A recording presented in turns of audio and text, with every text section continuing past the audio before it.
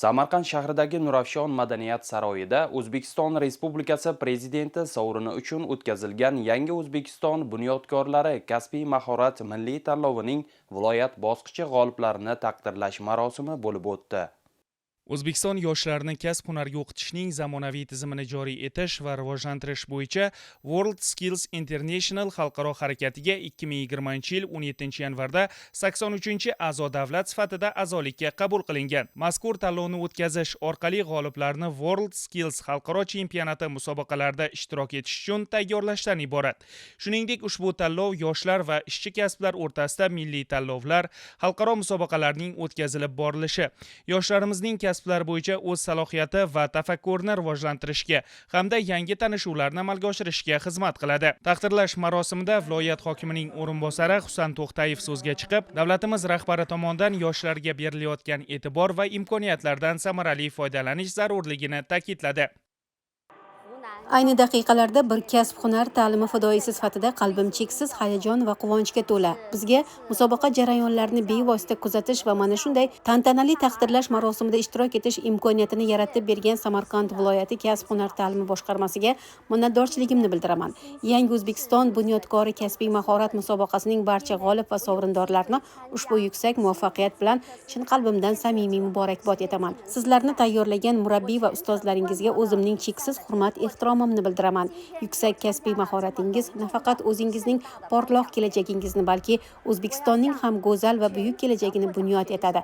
Fursatdan foydalanib, barcha kasb-hunar ta'limi sohasidagi hamkasblarimni Xitoyga tajriba almashish, kasbiy ko'nikmalarni o'rganish va turli xalqaro mahorat musobaqalarida ishtirok etish uchun taklif etaman. Keling, qo'l ushlashib birgalikda olg'a intilaylik, o'zaro tajriba almashib, mahoratimizni boyitaylik va yakunda Jahon kasbiy mahorat chempionatining eng yuqori shohsupasiga birga ko'tarilaylik. Barchamizga omad yor bo'lsin. Birgalikda intilamiz va g'alaba qozonamiz. O'quvchilarimiz saralash juda ham qiyin bo'ldi. Bir-biridan kuchli raqiblar bellashdi. Murakkab mavzularni ham tikishga, ularni modellashtirishga, ularni texnik chizmalariga hammasiga juda ham chiroyli bajarishdi. Hammasi shaffof bo'ldi. Ularning ishlarini har bir santimetri, har bir qilgan ishlariga baho berildi. Tanlovlarimiz davom etsa, o'quvchilarimizni salohiyati bundan-da yuqori, bundan-da yaxshiroq natijalarga erishamiz degan umiddaman.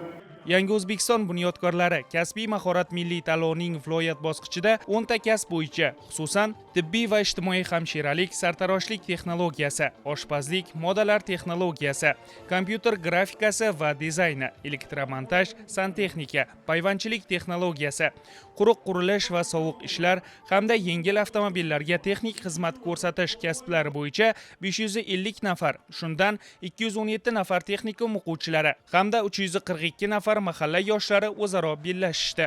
Marosimda shuningdek 10 ta yo'nalishda g'olib bo'lgan 50 nafar ishtirokchilarga hamkor tashkilotlar tomonidan pul mukofotlari va esdalik sovg'alari topshirildi. Payariq jamoat salomatlik texnikumi 3-bosqich talabasiman. Men bugun Yangi O'zbekiston bunyodkorlari ko'rik tanlovining g'olibasi bo'ldim hamda respublika bosqichiga yo'llanmani qo'lga kiritdim. Avvalambor buning uchun yurtboshimizga ko'plab rahmatlar aytaman. Mana shunday biz yoshlarga katta imkoniyatlarni yaratib qo'ygani uchun hamda mana shu imkoniyatlardan foydalanib biz yoshlar yaxshi kadr bo'lib chiqishimiz kerak kelajakda. Xudo xohlasa respublika bosqichlarida faxrli o'rinlarni olib, yurtimiz bayrog'ini xalqaro tanlovlar, ko'rik tanlovlarda ham yurtimiz bayroqlarini ko'kka ko'tarib kelish niyatlarim bor.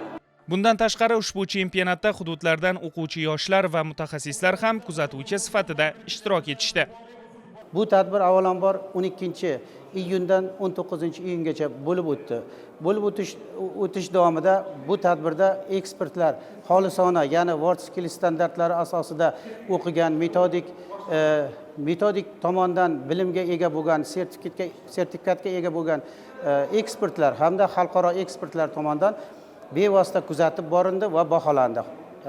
Bundan tashqari g'oliblar bazaviy hisoblash miqdorining 30 barobardan 70 barobargacha, ustalari 4 barobardan 12 barobargacha ishtirokchilar rag'batlantirildi. Bu tadbirni asosan o'tkazishdan maqsad yoshlarimizni raqobatbardosh kadrlar tayyorlash, xalqaro va mahalliy korxonalarda o'z ish o'rnini topib, yuqori daromadli sohalar bo'yicha ish o'rinlariga ega bo'lishdan iborat. Marosim yakunida san'atkorlar tomonidan ijro etilgan vatanni madh etuvchi qo'shiqlar ishtirokchilarga ko'tarinki kayfiyat ulashdi.